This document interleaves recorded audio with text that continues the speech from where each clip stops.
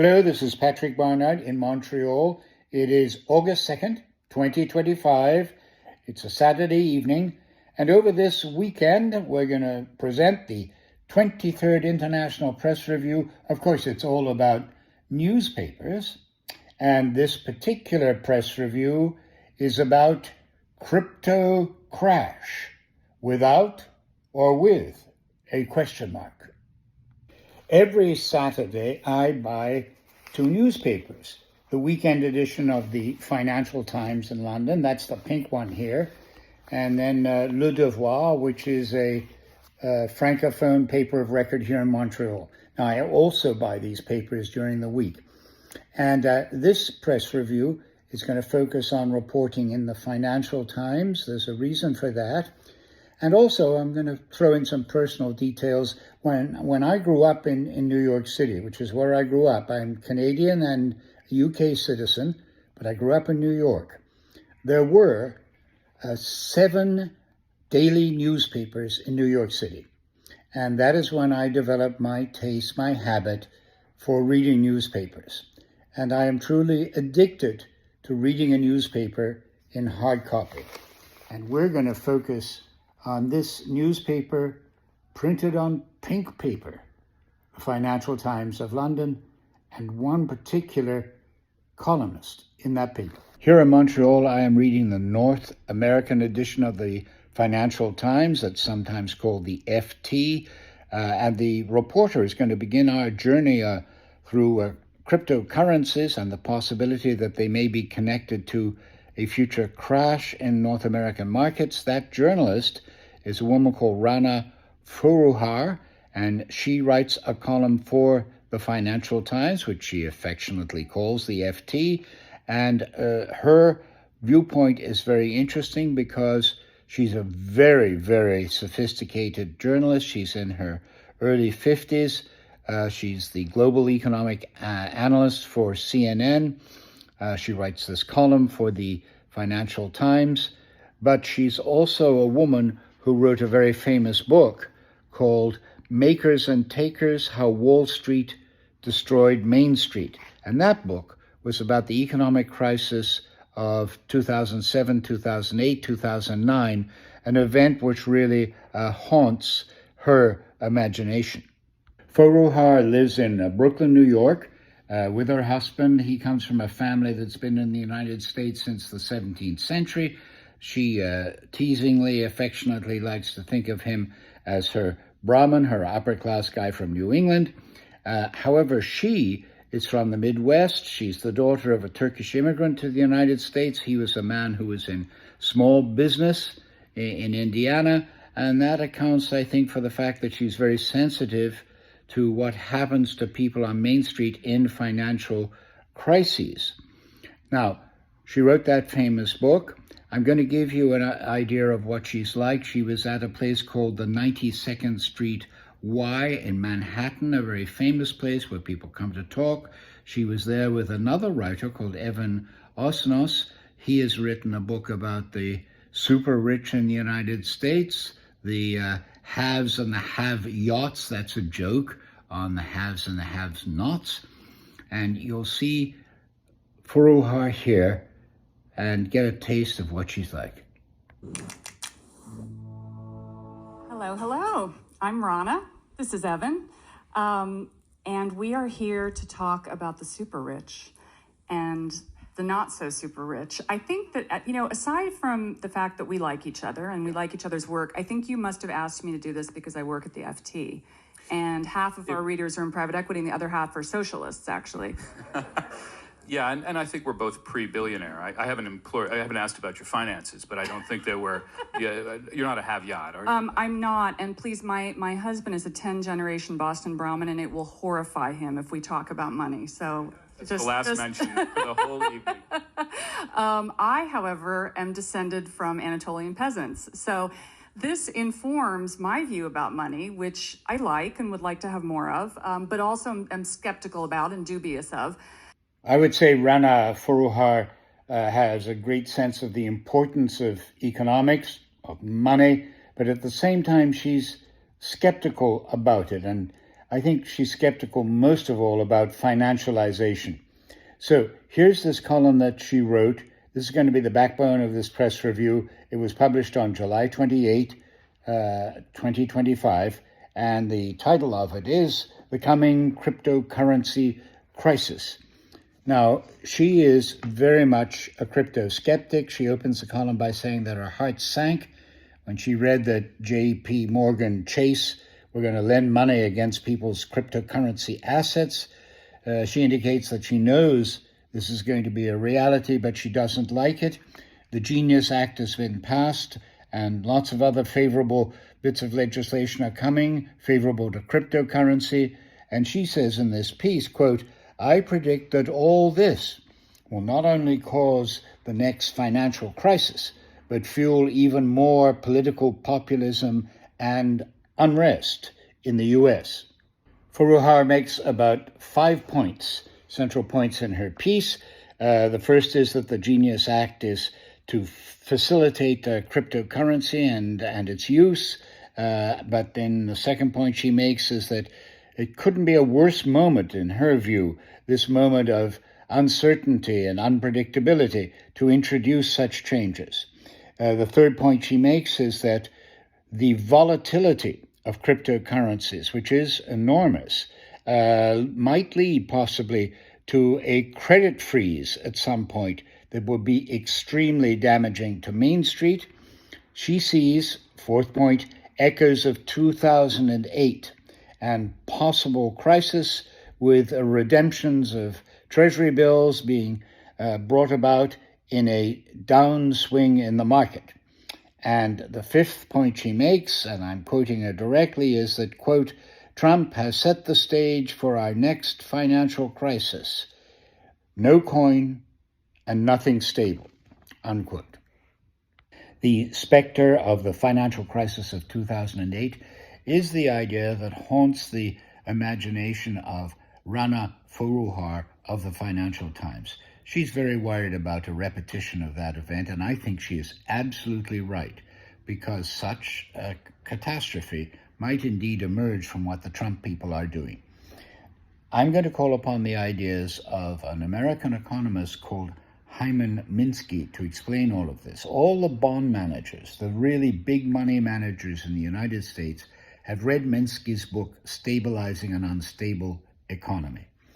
Minsky said that starting a very long time ago, at least in the early 1960s, the United States has been an economy dynamically using very large amounts of private debt and government debt. At the central part of this system is, of course, the hugest money market in the world, U.S. Treasuries. Those are bonds, money lent to the United States government.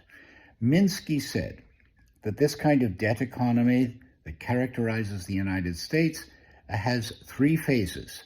The first phase is a healthy phase of stable investment. The second phase involves conditions that are somewhat different.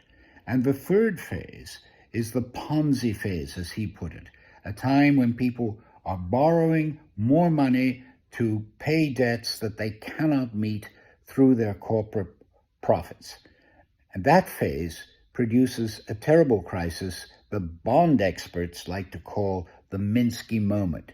That is what happened in 2008 when derivative products like these terrible mortgages that were being traded collapsed, money collapsed, and markets went way down.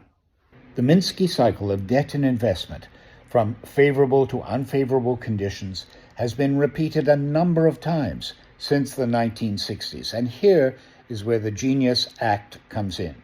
The Genius Act establishes a regulatory framework for a digital currency, in this case, the stablecoin. Now, $1 of stablecoin must, under the law, be invested either in U.S. Treasury bonds or their equivalent, hence the name stablecoin. However, there's going to be a number of other currencies which will be favored by the Trump administration, so there's going to be an environment of digital currencies. And that's where Mr. Minsky's reflections about money are really interesting. And I'm quoting Minsky. What is money, he says, is determined by the workings of the economy, and usually there is a hierarchy of monies. Everyone can create money. The problem is to get it accepted. Well, what the United States is doing under the Trump administration is bringing stable coins into the hierarchy of monies in the United States. And eventually, not just stable coins, but many other forms of digital currency. That has very serious implications. Digital currencies use blockchain technology, putting together a number of computers in a multimodal network that allows for encryption and also is very, very fast. So let's follow this story through other columnists in the Financial Times, because what happens with a newspaper sometimes is that it becomes a little bit like a novel, because Rana Foroohar's article created ripples in her own paper. On August 1st, 2025, a young contributor to the Financial Times called Elettra Ardesino, she's an Italian speaker. Her Italian, however, has a kind of English intonation to it because she's a person who went to Oxford. And she wrote a piece called Geopolitics Underpin Race for Cross-Border Payment Innovations. And her column on August 1st was all about how a number of different countries are actually using cryptocurrency for their own purposes. And the article in its second half concludes with a picture of two competing networks, one called mBridge, which involves the central banks of China, Thailand, Hong Kong, UAE, and Saudi Arabia, and also Project Agora, which is a Western network and involves the Bank of England and includes the dollar. So, with cryptocurrencies, we have cryptocurrency networks, and two blocks in the world are using these networks, one with the Chinese and one with the Western countries. So we have a contest between mBridge, and Project Agora. And for the moment, mBridge is out ahead. This narrative of the Financial Times and the cryptocurrency story continued over the first weekend in August, the edition of August 2 to August 3, that's a Saturday-Sunday edition, and Jillian Tett's weekly column. Now, who is Jillian Tett? She's an amazing journalist. She wrote a series of articles in 2007, anticipating the 2008 crisis. She also, once upon a time, was an anthropologist working in Tajikistan. She got her PhD in anthropology before she became a journalist, an economic journalist for the Financial Times. She is, as well, the provost of King's College, Cambridge. I'm looking at her column right now, 5 Things Investors Should Ponder on Crypto. You can bet, as a member of the editorial board, that she read Rana's column. You can bet that she read Elettra's column, Elettra Ardesino's column, about the uses of cryptocurrencies. And her own piece, at the beginning of August, Jillian Tett urged people not to take a black or white view of cryptocurrency. And she said at the end of it that cryptocurrencies may very well provide, basically countries outside of Europe, I would say, may very well provide a way for people to have payment systems between banks that will circumvent, that will go beyond the dominance of the US dollar. And I know that Jillian Tett is interested in this because of her own background and because she knows that the world is changing very profoundly. And it seems to me that she's convinced that digital currencies in one form or another will be part of that change. Indeed, the times are changing. And in the Financial Times, this narrative of Bitcoin has had a further chapter. And it was on August 8th. It was a big read. That's a section that they sometimes carry in the paper. Big read, cryptocurrencies. The headline was, Loading Up the Balance Sheet with Bitcoin.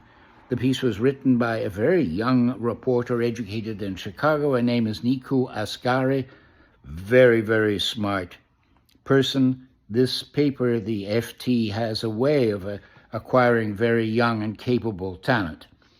Now, in this piece, Asghari describes crypto treasury companies. These are companies that acquire cryptocurrency, especially in this case, bitcoins, which are the most famous ones. And these companies are of two types.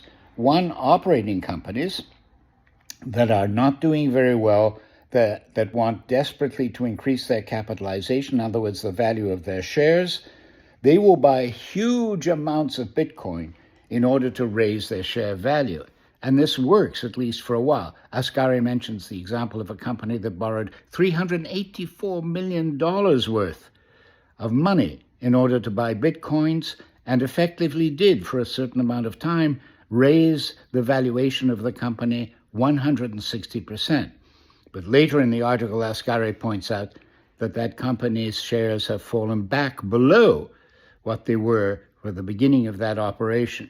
Now, the second kind of company that she describes are shell companies, instituted solely for the purpose of buying Bitcoins, because there are some people who, by law or for other reasons, don't want to buy Bitcoins directly, but with a shell company, you can buy an enormous amount of Bitcoin and you get your value back through the rise in the value of the shares. This kind of operation, says Asghari, requires that such companies buy more and more Bitcoin in order to raise the ratio of Bitcoin to each individual share in the company. That is the way they raise or prop up their valuation. It is obviously a very hazardous form of speculation. And one hedge fund manager, crypto hedge fund manager, said to Asghari, quote, "Structurally, this is very unhealthy. If you're paying your existing debt by raising other debt," close quote. Now, that situation of having to go into debt to pay your debt, that corresponds exactly to Minsky's third phase of very unstable investment, which he called the Ponzi phase of investment in the United States. One of the people who is quoted in the article by name is a man called Brian Estes. He's very, very well known for promoting Bitcoins particularly, and his name is associated with this product. And he said a couple of amazing things to Asghari, and these are direct quotes. Speaking of the situation now, this gold rush in digital currencies, quote, "It is comparable to the internet bubble back in 1998, Estes told Asghari. This will end badly. It will end in a bubble. Just as fast as they went up, they can go down too," close quote. So we are back to what Rana Foroohar wrote about, and where all of this press review that I've done started. The possibility that there will be a huge crash involving these speculative instruments. We will just have to wait and see how this plays out.